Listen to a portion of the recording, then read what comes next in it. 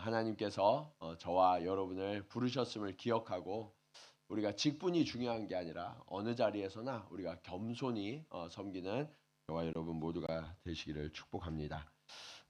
오늘 로마서 6장 12절로 14절 말씀을 가지고 너의 지체를 하나님께 드리라 라는 제목으로 말씀의 은혜를 나누려고 합니다.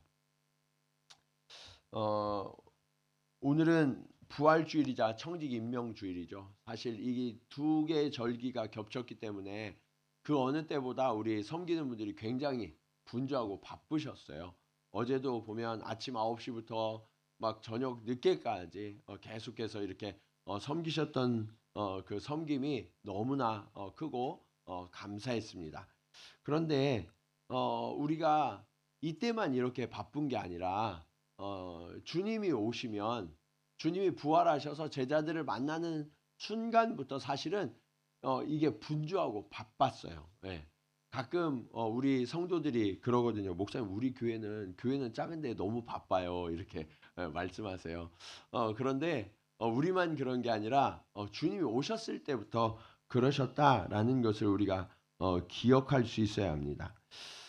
주님이 부활하신 후에 제자들을 찾아가셔서 사명을 주셨거든요. 그런데 이 제자들에게 사명을 주시는 동안 주님은 40일 동안 계속해서 제자들과만 함께 하셨어요. 왜냐하면 이제 주님이 떠나가시면 이 땅에 하나님의 나라를 이루어가야 할 사람이 누구예요? 제자들밖에 없기 때문에 그래요. 그래서 그 제자들에게 사명의 자세를 가르치시고 어떻게 하면 사명을 잘 수행할 수 있는지를 지속적으로 가르치시면서 마지막 40일을 보내셨던 것입니다.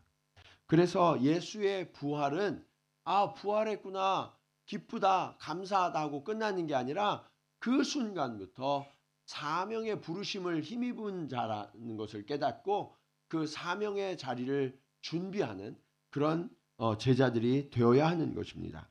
자, 그렇다면 그 주님의 부르심을 받고 사명을 감당해야 할 이 제자들이 어떤 삶을 살아야 할까요?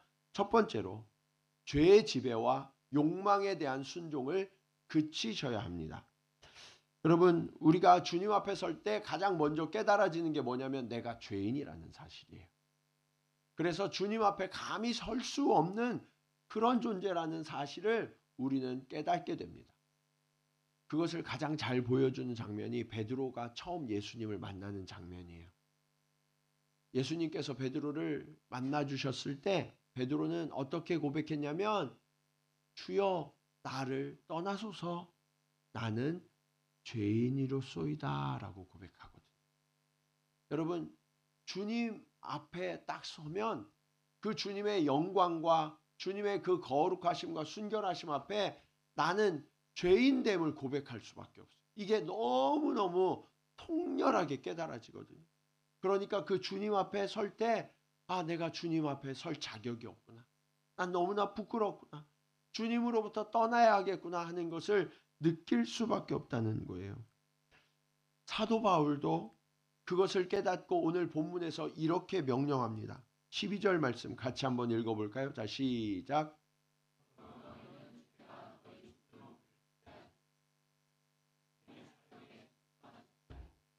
여러분, 저와 여러분이 주를 따르는 자가 되려고 그러면 어떻게 해야 되냐면 죄가 우리 몸을 지배하고 있었고 욕망이 우리를 지배하고 있었던 것에서부터 벗어나야 된다.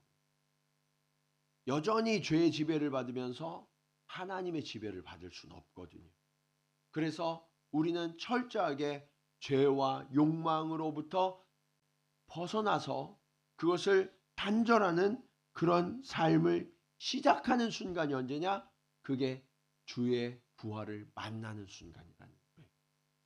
여러분, 사도 바울은요, 이 죄와 이기적 욕심이 우리 몸을 지배할 때 어떤 일이 나타나는지를 설명해 줘요. 제가 죄와 이기적인 그 욕망으로부터 벗어나야 된다 그러면 그게 감이 잘 안 오거든요. 그런데 사도 바울은 아주 구체적으로 말씀을 해주세요. 갈라디아서 5장 19절로 21절 말씀입니다. 우리 같이 한번 읽겠습니다. 자, 시작.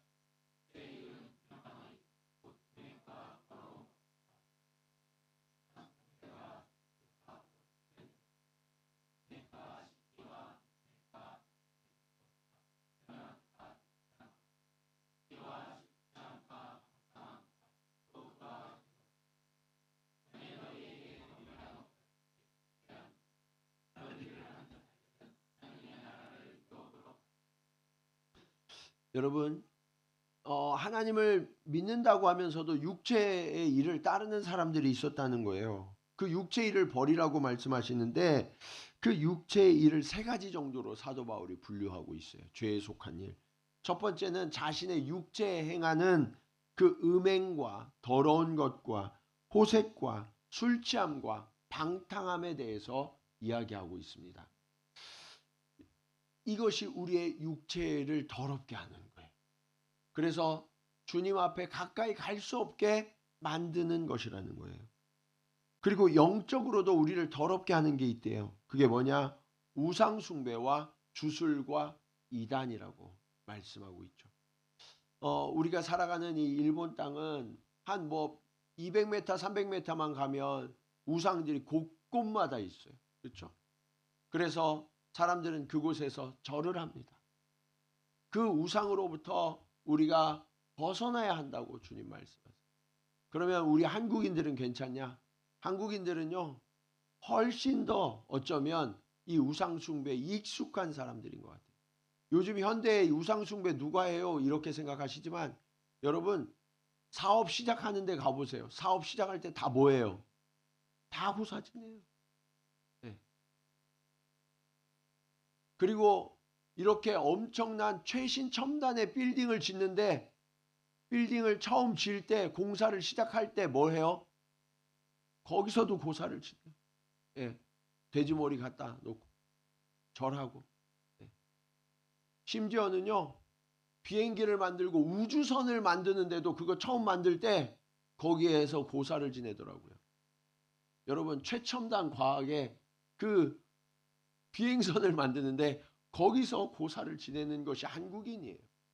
여러분 우리의 삶에 이렇게 깊이 우상 숭배와 이런 주술과 이단이 깊이 자리하고 있다는 것을 우리는 부인할 수가 없어요. 이런 것으로부터 우리가 완전히 분리되어야 한다라고 말씀하시는 것입니다. 그리고 또 한 가지 육체의 일이 있다고 말씀하세요. 그게 뭐냐? 관계를 깨뜨려. 원수 맺는 것, 분쟁과 시기, 투기와 화내는 일, 당짓는 것과 분열하는 것, 이런 것들을 하면 하나님의 나라에 들어갈 수 없다라고 말씀하세요. 여러분 화내면 어떻게 된다고요? 예? 화내면 예. 천국 가요 못 가요? 못 가요. 화내면. 예. 그래서 우리 천국 갈 수 있을까요? 없을까요? 예? 그래 갖고는 못 간다고요. 예. 이런 것 때문에 깨닫는 거예요. 아, 내가 내 모습으로는 하나님 앞에 설 수가 없구나. 천국에 갈 수가 없는 그런 죄인에 불과한 존재가 바로 나구나 라는 것을 깨닫게 되는. 그런데 이렇게 말씀하면 너무 무서워요. 네. 목사님 사실 어제도 오늘도 제가 화를 냈거든요. 네, 그런 분들 계실 거예요. 우리 스스로는 이런 죄, 이런 욕망을 이길 수가 없어요. 그런데 이게 어떻게 가능하냐? 부활하신 예수 그리스도의 능력으로 말미암아. 부활하신 예수 그리스도는 사망 권세를 이기셨습니다. 우리의 모든 아픔과 고난과 슬픔과 그 죄의 결과까지도 주님이 다 십자가에서 담당하셨습니다. 그러기에 우리는 이제 그 부활하신 예수 그리스도의 능력으로 말미암아서 이 모든 죄로부터 자유하게 되고 이기게 된다라는 것을 기억하셔야 돼요. 우리 옆에 분들하고 이렇게 인사하겠습니다. 부활이 우리를 새롭게 합니다. 자, 시작. 네, 아셨어요? 예. 내 결단이 되는 게 아니에요. 내가 노력한다고 할 수 있는 게 아니에요. 주님의 부활하심을 덧입어야만 우리가 그렇게 새롭게 될 수 있다라고 말씀합니다. 자, 그러면 그 주님의 부활이 우리를 어떻게 새롭게 하실까요? 오늘 말씀의 두 번째 교훈입니다. 우리가 은혜 아래 있음을 깨달으셔야 해요. 여러분, 예수님의 부활의 능력이 우리 안에 역사하면서 우리 안에 작동하는 게 뭐냐? 은혜의 법이에요. 은혜의 법. 14절 말씀. 우리 같이 읽어볼까요? 자, 시작.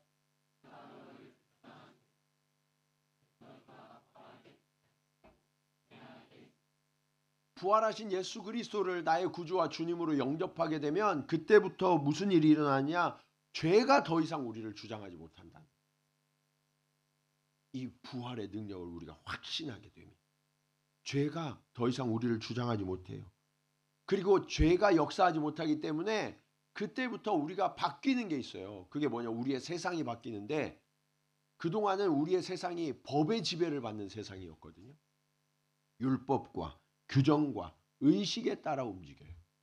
그런데 부활하신 예수님을 내가 온전히 믿고 따르게 되면 그때부터 우리의 세상이 바뀌어요. 어떻게 바뀌냐? 은혜의 법이 작동하는 세상으로 바뀌게 되는 거예요. 제가 사실 우리 교회 와서 이제 올해 10년 차인데 10년 동안 늘 말씀드리는 게 있어요. 그게 뭐냐? 우리가 은혜의 법을 따라야 돼요. 은혜의 법. 예수 그리스도를 믿는데 많은 사람들이요. 주님의 은혜 때문에 내가 구원받았습니다. 그렇게 말하지만 정작 우리가 살아가는 데는 은혜의 법을 따르질 않아요. 그걸 어떻게 알 수 있느냐? 우리가 조금만 다른 사람들이 잘못하고 문제를 일으키면 내 마음이 편해요, 불편해져요? 네. 말씀들을 왜 잘 안 하세요? 네. 내 마음이 어때요? 불편해지죠? 네. 불편하면서 무슨 마음이 들어요? 아, 내가 좀 시키는 대로 하지. 그리고 좀 잘 좀 하지. 네. 그런 마음이 들죠? 네. 그게 뭐냐? 율법 아래 우리가 있다는 증거예요. 율법 아래. 그래서 뭐가 잘못되면 그거를 견딜 수가 없는 거예요. 그걸 바로 잡아야 돼요. 제가 보면 우리 교회도 이 바로 잡음의 은사를 가진 분들이 계세요. 예. 누가 뭐 잘못하면 그거를 꼭 바로 잡아야 돼. 예. 우리 댁에서 어머니들은 자녀를 바로 잡음의 은사를 잘 발휘하시죠? 예. 아버지들도 그런 분들 계시고. 근데 이 바로 잡음의 은사를 발휘할 때 어떻게 되냐면 사실 누군가를 판단하는 거예요. 누군가를 판단하고 그리고 내 마음에 들게 빨리 변하지 않으면 그때부터 정죄해요. 예. 죄인으로 이제 분류하는 거예요. 당신은 죄인. 예. 그래서 볼 때마다 미워. 예.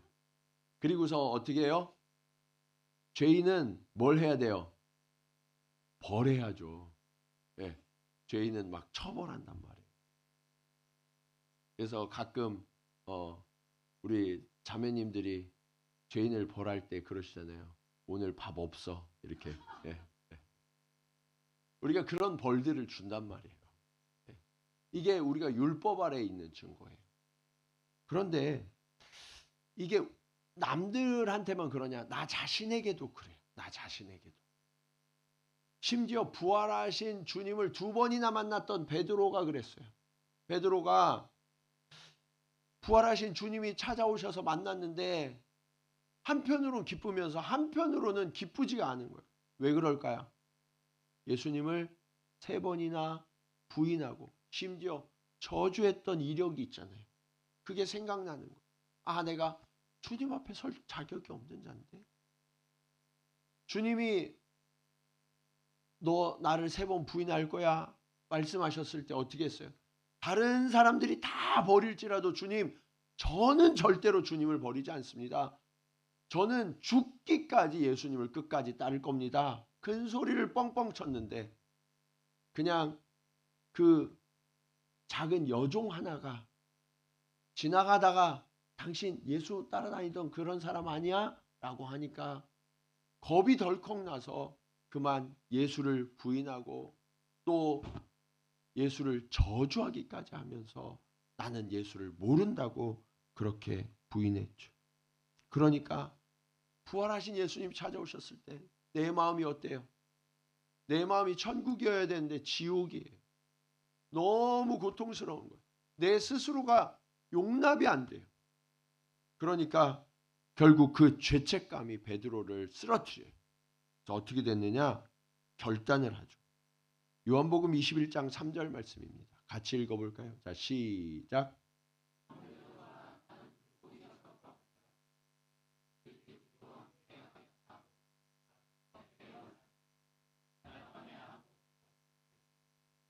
베드로가요, 이 죄책감을 못 이기고 도망쳤어요. 베드로가 도망치니까 옆에 있던 제자들도 자기들도 뭐 크게 다를 게 없거든요. 우리도 똑같이 도망쳤었으니까. 그래서 그럼 우리도 고기 잡으러 가겠다. 부활하신 주님이 찾아오셔서 사명을 회복시켜 주시는데 그 사명의 자리를 버리고 도망가는 거예요. 왜요? 율법이 작동하거든. 율법이. 그래서 여러분, 교회의 일을 여러분들이 열심히 섬기시는 청직이신데 율법이 작동하면 이런 일이 일어난다고요. 네. 교회에서 다투는 거 보신 적이 있어요, 없어요? 네. 교회에서 다투는 걸 보셨단 말이에요? 그럼 안 되는데. 네. 근데 왜 다툴까요? 네. 내가 시키는 대로 안 해서. 네. 율법이 작동하네, 율법이. 그러니까 하나님의 은혜가 움직여야 될 그 공간이, 그 관계가 율법으로 인하여서 깨어지는 거예요. 결국 예수님이 다시 잡으러 가요. 네, 다시. 그들이 고기를 잡고 있는 호수에 가셔서 그들을 처음 부르셨을 때의 장면을 일부러 재현하시죠. 밤새 고기 한 마리도 못 잡게 연출하셨다가 그 다음에 또 고기를 많이 잡게 하신 다음에 그때서야 주님이신 줄 알아보고 달려온 제자들에게, 특별히 베드로에게 이렇게 물으시죠. 요한의 아들 시몬아, 내가 나를 사랑하느냐? 여러분, 우리는 다른 사람들을 바로 잡아줘야 된다고 생각해요. 그러나 주님은 뭐라고 말씀하시냐면 그게 아니다. 그렇게 하면 도망치고 숨는다는 거예요. 무너진다는 거예요. 오히려 사랑을 확인해야 된다. 사랑을 확인. 오늘 우리 안에 사랑이 역사하고 있습니까? 누군가가 내 마음에 안 들고 누군가가 잘못했을 때 우리는 쉽게 그것을 지적할 수 있어요. 그러나 주님은 아무 말씀도 하지 않으시고 딱 한마디 하셨어요. 내가 나를 사랑하느냐? 여러분, 사랑은 허다한 죄를 덮는다고 말씀하세요. 어쩌면 내가 계속해서 지적했는데 그 사람이 고쳐지지 않는 이유가 뭘까요? 사랑하지 않기 때문에. 우리는 지적할 뿐 사랑하지 못해요. 사랑이 아니면 회복될 수 없습니다. 이제 우리는 우리의 태도를 바꿔야 돼요. 자꾸만 정죄하고 판단하고 처벌하려고 했던 이 율법의 굴레를 벗어나서 은혜의 자리로 옮겨가야 한다는 거예요. 로마서 8장 1절에서 2절 말씀은 이렇게 말씀하십니다. 같이 읽겠습니다. 시작.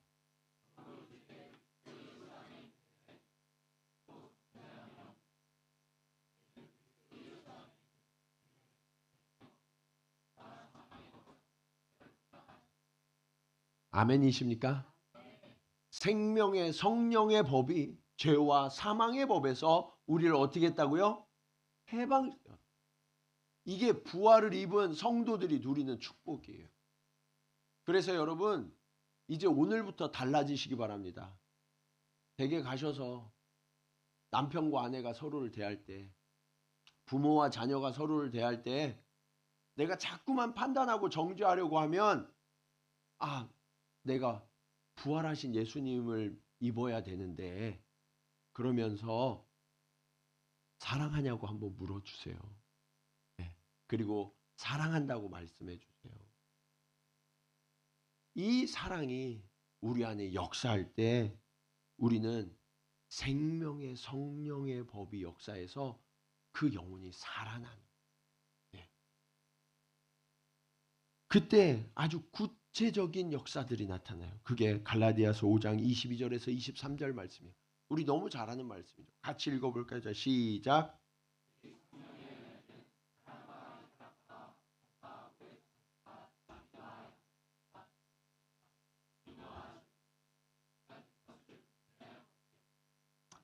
여러분, 우리가 주님의 부활하심을 입고 성령을 따라 행하며 은혜를 살아갈 때에 우리 안에는 이처럼 성령의 풍성한 열매가 맺혀요. 이 성령의 풍성한 열매가 맺히면요, 우리 삶에 하나님의 나라가 이루어지는 거예요. 이게 천국이라고. 저와 여러분의 삶 가운데 이 성령의 열매가 맺혀야 하지 않을까요? 그러면 우리가 바뀌어야 된다.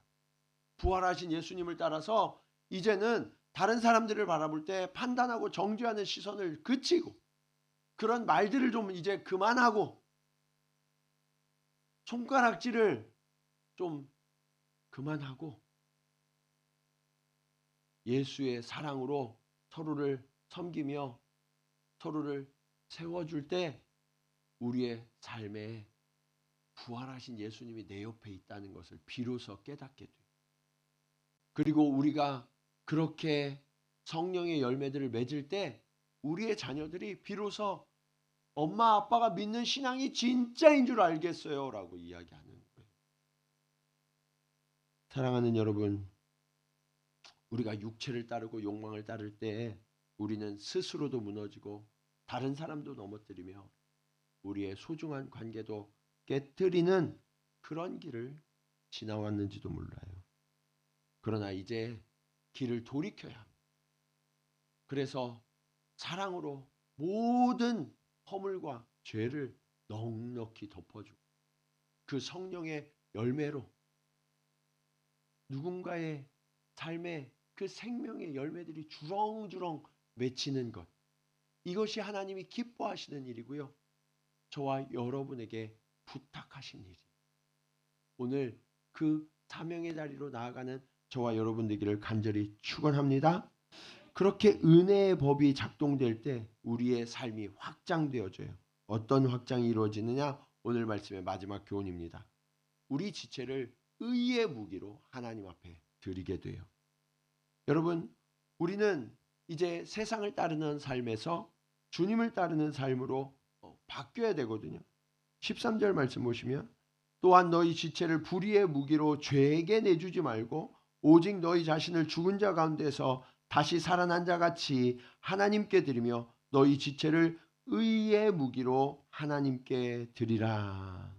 여러분, 우리가 주님의 부활을 입고 다시 살아난 자 같이 되면 우리의 모든 지체를 의의 무기로 하나님 앞에 드려야 됩니다. 우리의 시선, 우리의 입술, 우리의 손길, 우리의 발걸음, 우리의 표정, 태도 하나하나가 의의 무기가 된다는 사실을 기억하시기 바랍니다. 그래서 여러분, 죄의 무기가 될 땐 다른 사람들을 죽였어요. 이 죄의 무기로. 그러나 의의 무기를 가지면 이 의의 무기로 서로를 살리는 거예요. 네. 옆에 계신 분들하고 우리 서로 살려냅시다. 자, 같이 인사하겠습니다. 자, 시작. 네. 네. 네. 죽이지 말고 살리세요. 예, 우리가 그렇게 살려야 되는 거예요. 여러분, 우리가 무엇에 순종하느냐가 어디에 속했는지가 결정이 되죠. 베드로는 자신의 시간과 열정과 노력, 경험, 이것을 세상을 위해서 사용했던 사람이에요. 고기 낚는 어부였단 말이에요.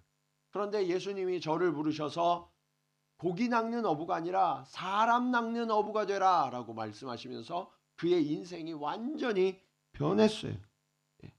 그런데 그 부활하신 예수님 앞에서 죄책감 때문에 어떻게 됐어요? 다시 고기 낚는 어부로 되돌아갔다는 거예요. 우리도 그럴 수 있어요. 우리도 예수님을 믿지만 그렇게 세상을 위한 그 죄에 속한 일로 돌아갈 수 있다는 거예요. 그때 여러분 기억하십시오. 베드로를 찾아오신 주님께서 저와 여러분을 찾아오세요. 베드로를 회복시킨 주님께서 저와 여러분도 회복시켜 주세요. 그래서 우리가 다시 생명의 그물을 생명을 낳는 업으로 의의 무기로 하나님 앞에 드리는 삶으로 바뀌어야 돼요. 그렇게 바뀌면 어떤 일이 일어나느냐? 17절 18절 말씀 같이 읽어볼까요? 자, 시작.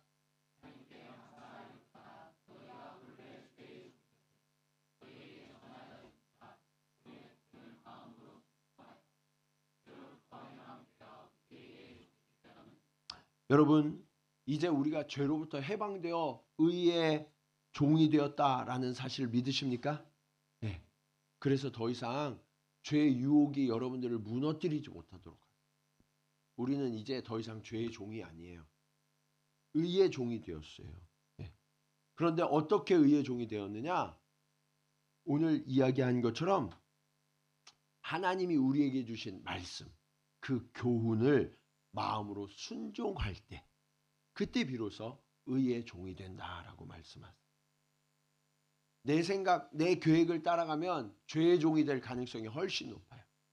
그런데 하나님의 말씀, 하나님이 내게 주신 교훈, 그것을 따라가면 그때 비로소 우리가 의에 속한 자요, 의의 종이 된다라고 말씀하십니다. 그러면 우리의 마음을 한번 돌아봐야 돼요. 저와 여러분의 마음에는 무엇이 더 많이 자리하고 있나요? 여러분 일주일 동안 살아가면서 여러분의 마음에는 뭐가 더 많으세요? 죄의 욕망이 더 많으세요? 하나님의 말씀이 더 많으세요? 이게 우리의 삶의 진로를 결정하고, 오늘 성경은 말씀하세요. 우리는 이미 죄에게서 해방되었다. 이 사실을 분명하게 기억하시면 이제 더 이상 그 죄의 유혹이 즐거움이 되지 않아요.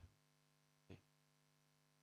여러분, 오늘 사실 주일 밖에 꽃도 너무나 아름답게 피고 좋은 날 여기에 왜 와 계세요? 네. 세상의 즐거움보다 하나님을 만나는 즐거움이 더 크다는 것을 우리가 알기 때문이 아닙니까? 네. 그래서 여러분, 이 즐거움을 아는 사람들은 다른 것으로 양보하거나 타협하지 않아요. 주님 안에 즐거움이 있습니다. 진짜 즐거움이 있는 거예요. 그것을 알면 우리의 비전이 명확해져요. 우리가 가야 할 길이 명확해져요.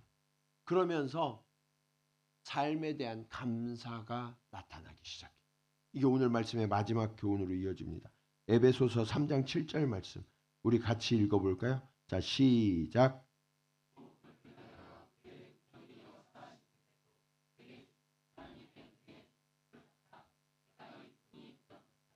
여러분, 우리가 주님 앞에 감사하면 그 주님의 부르심에 순종하여서 일꾼 되거든요. 네. 그런데 가끔 그런 분들 계세요. 주의 일을 감당하는 게 너무 짐이 무겁고 힘들다. 네. 그리고 또 어떤 분들은 그러세요. 예를 들어 주일학교 교사다. 근데 주일학교 교사를 한 10년 하셨어요. 그러면 이런 생각이 드는 경우들이 있어요. 아, 내가 주일학교 10년 섬겼는데 늘 똑같은 반복인 것 같아. 네. 그런 마음이 드시는 분들이 계시죠. 여러분들 곳곳에서 섬기는 분들이 그런 마음이 드실 수 있어요. 그리고 그런 마음이 들면 그 해를 못 넘기고 저를 찾아오시더라고요. 목사님, 올해까지만 하고 내년부터는 좀 쉬어야 되겠어요. 네, 이렇게 말씀하시더라고요. 근데 여러분, 사실은 뭐가 문제냐면 내가 하려고 하기 때문에 내 경험, 내 지식 이런 것으로 하려고 하기 때문에 지치는 한계를 만나요. 그러나 오늘 성경은 뭐라고 말씀하시냐면 그의 능력이 역사하신다라고 말씀하고 있어요. 그의 능력이 역사하신다. 그래서 여러분, 내 능력으로 하는 게 아니에요. 누구의 능력으로 하는 거예요? 하나님의 능력으로 섬기시는 거예요. 예. 그리고 그 하나님의 능력으로 섬기면 직분이 어떻게 느껴지냐면 하나님의 은혜의 선물로 느껴져요. 여러분, 여러분의 직분이 하나님의 은혜의 선물임을 믿으십니까? 네. 이게 꼭 교회 직분만 말씀드리는 게 아니에요. 집에서 설거지하는 게 하나님의 은혜의 선물임을 믿으십니까? 네. 소리가 좀 작아지셨는데. 네. 아이를 키우는 엄마들 지금 되게 힘들 때죠. 네. 엄마 아빠들. 아이의 똥기저귀를 가는 그 순간이 은혜의 선물이라는 것을 아셔야 돼요. 하나님께서 우리에게 그런 순간순간 허락하신 직분들이 있어요. 그리고 그 직분을 하나님은 은혜의 선물이다라고 말씀하세요. 내 힘으로 감당할 때는 이게 너무 힘들어요. 아이가 막 잠도 안 자고. 저도 그런 적이 있어요. 너무 힘들었고 저희 큰애를 침대에다 집어던진 적이 있거든요. 내 힘으로 하려니까. 그런데 주님이 주시는 능력으로 감당하면 그때부터 달라져요. 이것이 힘든 게 아니라 감사로 바뀌어요. 기쁨으로 바뀌어요. 찬송으로 바뀌어요. 사랑하는 여러분, 오늘 여러분에게 주신 직분들을 다시 한번 생각해요. 직장에서의 일터도 마찬가지예요. 하나님께서 내게 주신 이 직분, 우리는 과연 기쁨과 감사로 감당하고 있습니까? 하나님이 지혜를 주시고 능력을 주실 겁니다. 그래서 그 힘으로 해보세요. 그러면 내가 할 때와 완전히 달라져요. 새 나라가 펼쳐져요. 새로운 세상이 시작되는 거예요. 주님은 그렇게 우리의 직분이 부담이나 짐이 아니라 내 안에서 역사하시는 주님을 바라볼 수 있는 기회가 된다고 말씀하세요. 부활하신 주님, 능력이신 주님, 가까이 계셔서 응답하시는 주님, 그 주님을 언제 만날 수 있느냐? 내가 직분을 성실하게 감당할 때. 아, 주님 나 몰라요. 내팽개 칠 때는 그걸 잘 느끼지 못해요. 그러나 성실하게 기쁨으로 감당할 때 그 주님이 내 옆에서 나를 위해 일하고 계심을 우리는 깨닫게 되는 거예요. 사랑하는 청지기 여러분, 우리의 직분은 결코 무거운 것, 짐이나 부담만이 아니라 주님이 내게 부어주시는 능력을 만나는 통로가 된다는 사실을 기억하시기 바랍니다. 그래서 이 직분을 기쁨과 감사로 감당해 보세요. 하늘의 문이 열리고 이 땅 가운데 하나님의 풍성한 열매들, 형통함이 날마다 경험될 거예요. 그러면 그때부터 아, 이것이 은혜로 사는 삶이구나 라는 것을 깨닫게 되고요. 그 은혜로 사는 삶이 분명해지면 다른 사람들이 실수하거나 잘못해도 그것이 판단되거나 정죄되지 않아요. 오늘 우리의 삶은 그렇게 은혜의 자리로 바뀌어졌습니다. 바뀌어질 것이 아니라 바뀌어졌습니다. 주님의 부활로 인하여서 우리는 그러한 삶을 시작한 거예요. 사랑하는 여러분, 오늘 그 주님의 부활, 그리고 그 부활하신 주님이 내게 맡겨주신 이 사명, 이 두 가지 사실을 분명히 붙들고 그 주님과 함께 나아가면서 세상 가운데 주님이 실로 살아계시다고, 그 주님이 나의 능력이 되신다고 그렇게 자랑하고 선포하는 우리 모든 동경지구촌교회 성도들이 되시기를 주님의 이름으로 간절히 축원합니다. 우리 이 시간 말씀을 기억하면서 함께 찬송으로 고백하겠습니다. 주님, 그렇습니다. 주님의 선한 능력으로 나를 에워싸 주시고 나를 안아 주시옵소서. 주님, 내가 가는 곳마다 주님의 일하심을 나타내게 하여 주시옵소서.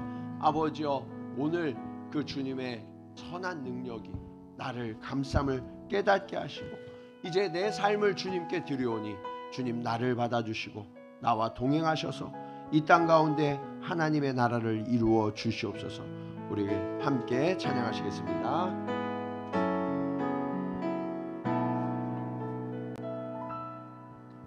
주 선한 능력으로 안으시네 그 크신 팔로 날 붙드시네 절망 속에도 흔들리지 않고 사랑하는 주 얼굴 구하리. 선한 능력으로 일어서리. 주만 의지하리. 믿음으로 우리 고대 안에 주 오실 그날 영광의 새날을 맞이하리. 이전의 괴로움 날에 워싸고 고난의 길을 걷는다 해도 주님께 모두 맡긴 우리 영혼 끝내 승리의 날을 맞으리. 선한 능력으로 일어서리. 주만 의지하리. 믿음으로 우리 고대 안에 주 오실 그날 영광의 새날을 맞이하리. 주님이 마신 고난의 승자를 우리도 감사하며 받으리. 주님의 남은 고난 채워가며 예수와 복음 위에 살리라. 선한 능력으로 일어서리. 주만 의지하리. 믿음으로 우리 고대 안에 주 오실 그날 승리의 새날을 선한 능력으로 맞이하리. 일어서리. 선한 능력으로 일어서리. 주만 의지하리.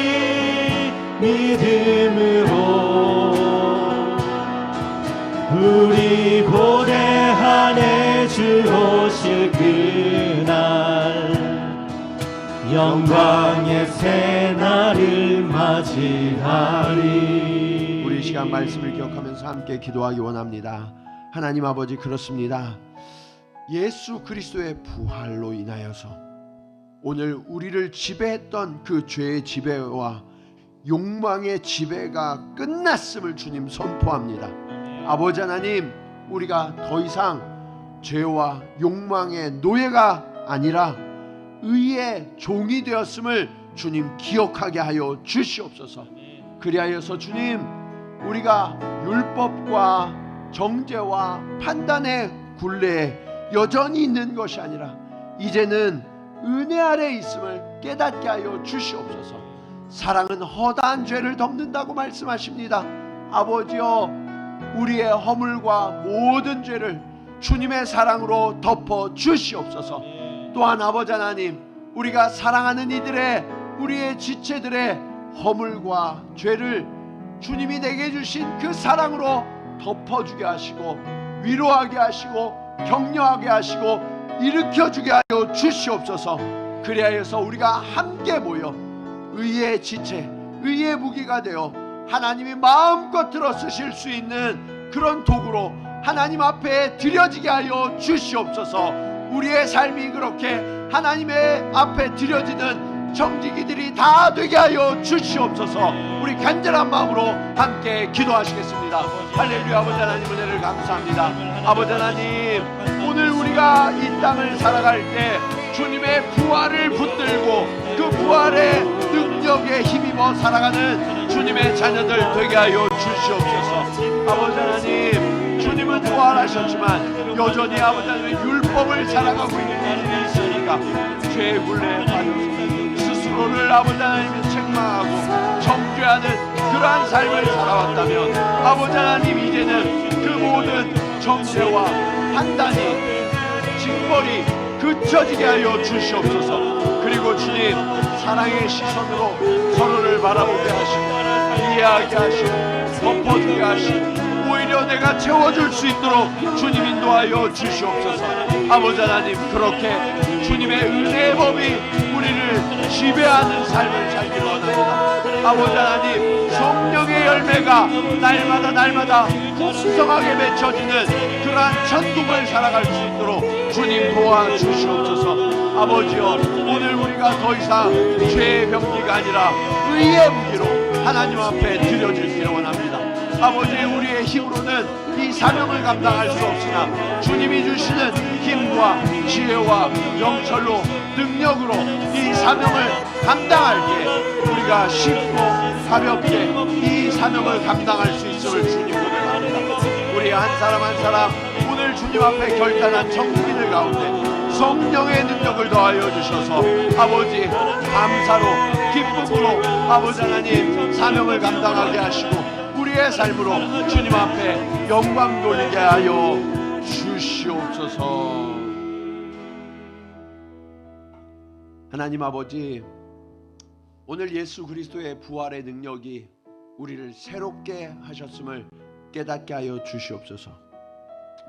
지금까지 우리 육체가 죄의 지배와 욕망에 대한 순종을 따르고 있었다면 아버지여 이제는 돌아서서 의의 열매를 맺게 하시고 성령의 열매를 맺게 하여 주시옵소서. 아버지 오늘 우리는 더 이상 죄의 법이 아니라 은혜의 법을 따르는 자들임을 주님 선포합니다.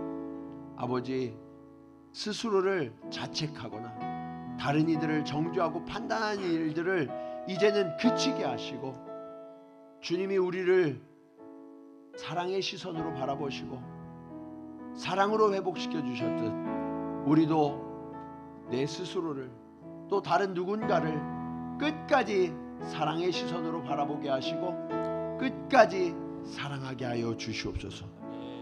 그리하여서 주님 그 사랑이 너무나 감사해서 주님 이 막대기 같은 나도 쓰시겠다면 주님 내 삶을 내 인생을 내가 가진 모든 것을 주님 앞에 드리겠사오니 주님 나를 받아 주시옵소서.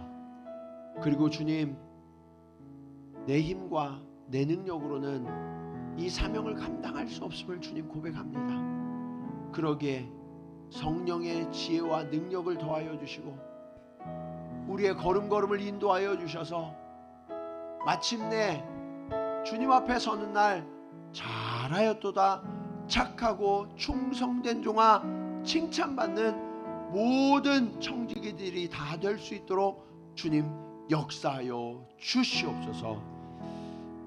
이제는 우리를 청지기로 부르신 예수 그리스도의 은혜와 아버지 하나님의 크신 사랑하심과 성령님의 감화감동 교통하심이 오늘 부활하신 예수의 능력을 힘입어 우리에게 맡겨주신 사명을 충성되게 또 아름답게 잘 감당하기로 결단하며 나아가는 사랑하는 성도들의 걸음걸음 위에 그리고 우리가 함께 맺어갈 성령의 풍성한 열매 가운데 이제로부터 영원토록 함께 하시기를 간절히 축원하옵나이다. 아멘.